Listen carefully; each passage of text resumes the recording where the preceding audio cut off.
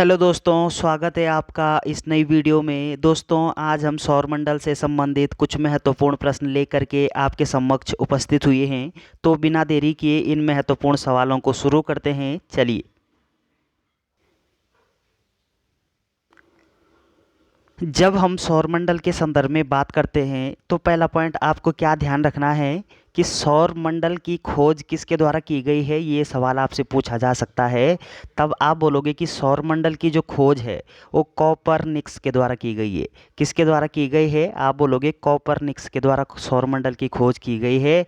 और अगला पॉइंट क्या ध्यान रखना है दोस्तों आपको कि सौरमंडल का जनक किसको माना जाता है। जब जनक के संदर्भ में सवाल पूछे तब आप बोलोगे कि सौरमंडल का जो जनक है वो सूर्य को माना जाता है।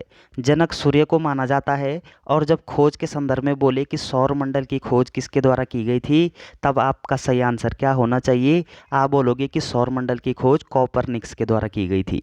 तो सौरमंडल किसको बोलते हैं ये आपको जानकारी होनी चाहिए कि सूर्य के चारों ओर दीर्घवृत्ताकार पथ में परिक्रमा करने वाले जो ग्रह होते हैं, उपग्रह होते हैं, पुछल तारे होते हैं, उल्काएँ होती हैं, इन सभी का जो समूह होता है उस समूह को हम क्या बोलेंगे? सौर मंडल बोलते हैं।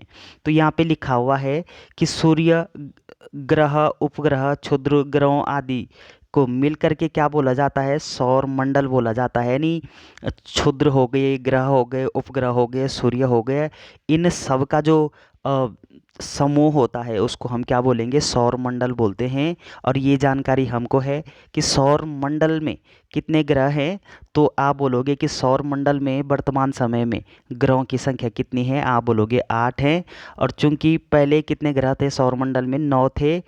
अरुण, वरुण, यम। तो यम नामक जो ग्रह है, 9वां ग्रह है, इसको 6 24 अगस्त 2006 को, कब? 24 अगस्त 2006 को ग्रहों की श्रेणी से हटा दिया गया है और इसको बौने ग्रह की श्रेणी में रखा गया है। इसलिए वर्तमान समय में अब ग्रहों की संख्या कितनी है? आप बोलोगे 8। तो चलिए, ध्यान रखना है आपको। आपसे अगला सवाल पूछा जा सकता है कि सौर मंडल का सबसे बड़ा ग्रह कौन है। तब आप बोलोगे कि सौर मंडल का जो सबसे बड़ा ग्रह है वो बृहस्पति है, और जिसको अंग्रेजी में क्या बोला जाता है? जुपिटर नाम से भी जाना जाता है। और अगला पॉइंट क्या ध्यान रखना है कि सौर मंडल का सबसे छोटा ग्रह कौन सा है। तब आप बोलोगे कि सौर मंडल का सबसे छोटा ग्रह बुध है, और जिसको अंग्रेजी में क्या बोलते हैं? मरकरी नाम से भी जानते हैं। तो सौर मंडल का सबसे बड़ा ग्रह बृहस्पति है और सबसे छोटा ग्रह ये बुध है। तो ये जानकारी आपको होनी चाहिए। अगला पॉइंट क्या ध्यान रखना है दोस्तों कि ये तो आप जानते हैं कि सौरमंडल में ग्रहों की संख्या कितनी होती है कि 8 होती है वर्तमान समय में। अब अगला पॉइंट क्या ध्यान रखना है कि ग्रहों संबंधी नियम ये किसके द्वारा प्रतिपादित किए गए हैं। ये इंपॉर्टेंट सवाल है, ये पूछा जा सकता है। तब आप बोलोगे कि ग्रहों संबंधी जो नियम है वो केपलर के द्वारा दिया गया है।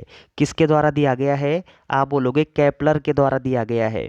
और अगला पॉइंट क्या ध्यान रखना है कि सौरमंडल में जब 8 ग्रह होते हैं, वर्तमान समय में 8 ग्रह हैं, तो ग्रह कितने प्रकार के होते हैं?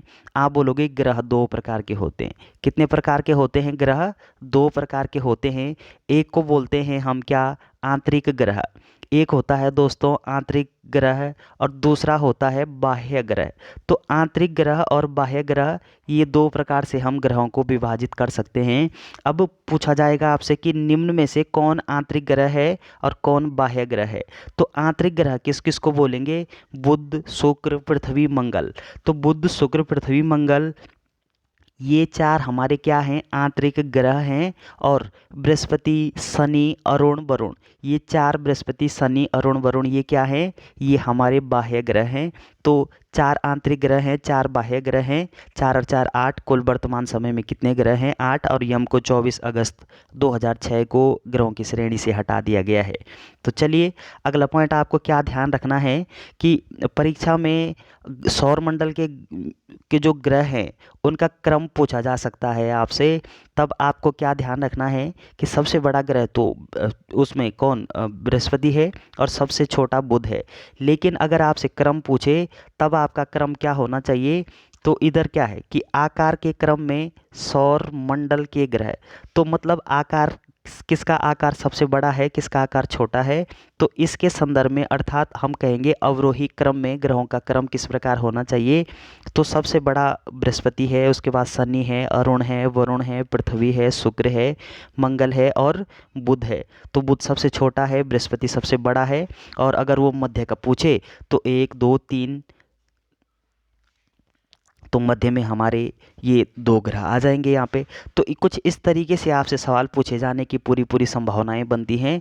तो चलिए अगला पॉइंट क्या ध्यान रखना है आपको कि घनत्व के क्रम में सौरमंडल के ग्रह यानी अर्थात बढ़ते क्रम में सौरमंडल का ग्रह का क्रम पूछा जा सकता है आपसे। तब आपका सही आंसर क्या होगा, आप बोलोगे कि शनि है, अरुण है, बृहस्पति, वरुण, मंगल, शुक्र, बुध, पृथ्वी। तो इस प्रकार से है। अब 2 प्रकार के ग्रह होते हैं, एक आंतरिक ग्रह होते हैं और बाह्य ग्रह होते हैं। अगला इंपॉर्टेंट पॉइंट क्या ध्यान रखना है कि सौर मंडल का सबसे बड़ा उपग्रह कौन है। तब आप बोलोगे कि सौर मंडल का सबसे बड़ा उपग्रह गैनीमीड है। क्या है दोस्तों, गैनीमीड है सौर मंडल का सबसे बड़ा उपग्रह, जबकि सबसे छोटा उपग्रह डीमोस है। तो ये जो गैनीमीड जो उपग्रह है, ये ग्रह के चारों ओर चक्कर लगाते हैं, दीर्घवृत्ताकार कक्षा में चक्कर लगाते हैं। और ये गैनीमीड जो उपग्रह है, ये किस ग्रह का उपग्रह है, आप बोलोगे बृहस्पति ग्रह का उपग्रह है। किसका है, तो बृहस्पति ग्रह का उपग्रह है गैनीमीड। और ये सौर मंडल का क्या है, सबसे बड़ा उपग्रह है। और अगर हम सबसे छोटे के संदर्भ में बात करते हैं तो सौर मंडल का सबसे छोटा उपग्रह ये डीमोस है। और ये डीमोस ये किस ग्रह का उपग्रह है, तब आप बोलोगे कि मंगल ग्रह का उपग्रह है। मंगल ग्रह के 2 उपग्रह हैं, एक का नाम फीबोस है और दूसरे का नाम डीमोस है। तो डीमोस नामक जो ये उपग्रह है, ये सौरमंडल का क्या है, सबसे छोटा उपग्रह है। और ये गैनीमीड ये सौरमंडल का सबसे बड़ा उपग्रह है। चलिए अगला पॉइंट है कि शुक्र और अरुण सूर्य का चक्कर पूरब से पश्चिम दिशा की ओर लगाते हैं। तो ये इंपॉर्टेंट प्रश्न है, आपसे सवाल पूछा जा सकता है कि सूर्य का चक्कर पूरब से पश्चिम दिशा की ओर कौन से ग्रह लगाते हैं। आप बोलोगे कि शुक्र और अरुण जो ग्रह है ये पूरब से पश्चिम की ओर चक्कर लगाते हैं। तो चलिए, और बाकी के जो सारे ग्रह हैं वो पश्चिम से पूरब की ओर घूमते हैं। तो इम्पोर्टेंट प्रश्न है, ध्यान रखिएगा। अगला पॉइंट क्या ध्यान रखना है कि अरुण ग्रह उत्तर से दक्षिण की ओर परिभ्रमण करता है।